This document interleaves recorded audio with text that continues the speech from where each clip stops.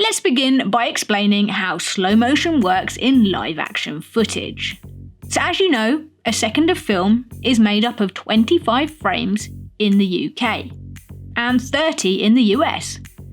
To slow down footage and get that smooth, buttery look, you need to increase the amount of frames taken in 1 second so that it can then be stretched out over multiple seconds to look like it is taking more time. I'm going to give examples using the UK frame rate to keep things simple. So, shooting at 50 frames per second will make 1 second of footage last 2 seconds long. You can stretch things out way beyond this too, with high-end film cameras being able to achieve thousands of frames per second. This is what you see in sport action replays and in nature documentaries especially. Stop motion is a little different though. To give the illusion of slow motion, we need to essentially put in a lot more work. The slower you want to go, the more work you are going to have to do. Let's use the classic 12 frame per second frame rate for stop motion as an example. If we want our character to move 1 inch in distance, and we want that action to take 4 seconds of time, we need to capture that movement happening across 48 increments. That's 48 pictures.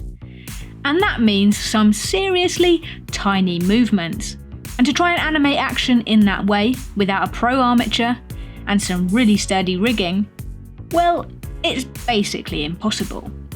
However, you know in action films, when you see a fight scene, and one of the characters is just still in midair, a bit like bullet time, the camera moves around the action with them frozen in the air.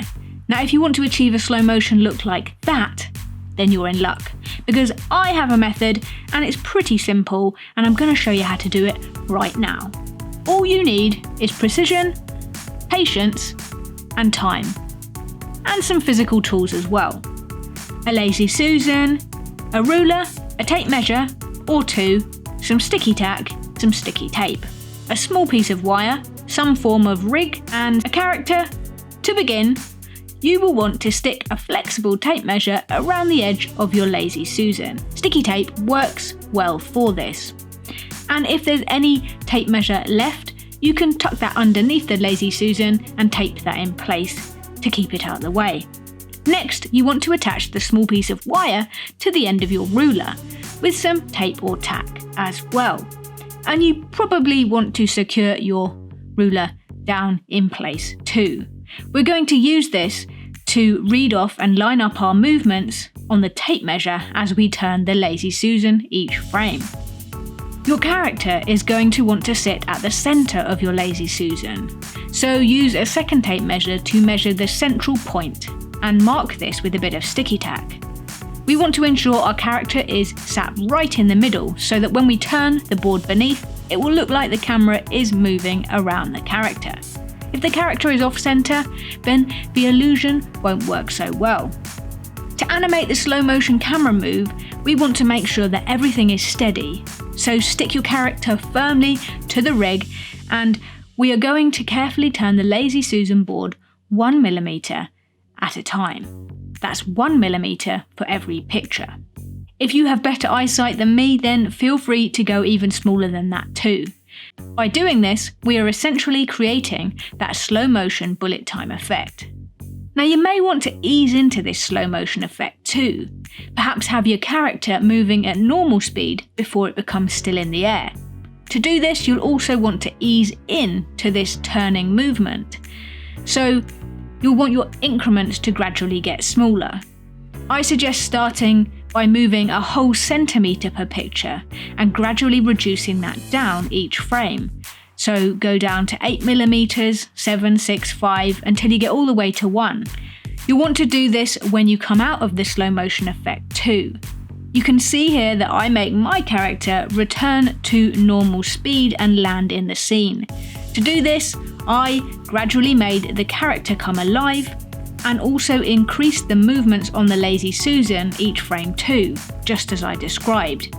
I think this really adds something and it looks super effective. Now all that's left to do is edit out the rigs and our effect is complete.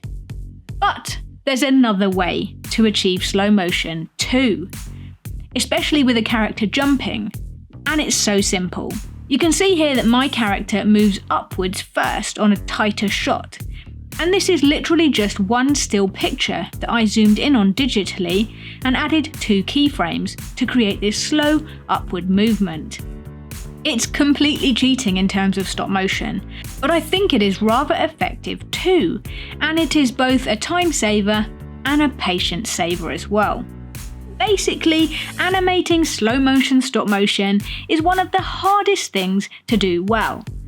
And if you want your action to continue moving whilst being ultra slow, well, you are just going to have to practice and have some really accurate rigging. I suggest getting one of those XY or XYZ winders, as these will allow for micro movements with accuracy. This tutorial was a viewer suggestion. In fact, 5 of you suggested it. If you enjoyed it, then you might also like the videos on screen now. And if you want to help me make more videos, then you can find ways to support me in the description box below.